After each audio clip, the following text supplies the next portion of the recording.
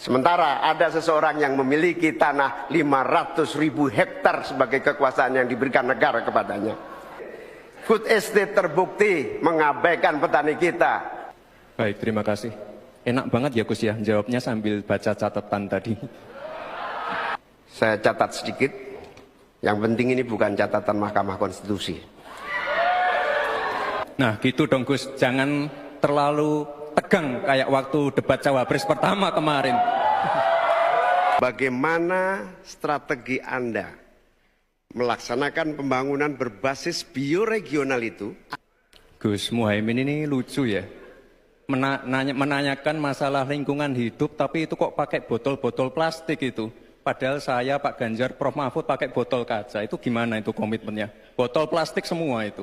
Tapi nggak apa-apa, kita kembali lagi ke topik ya. Pertanyaan saya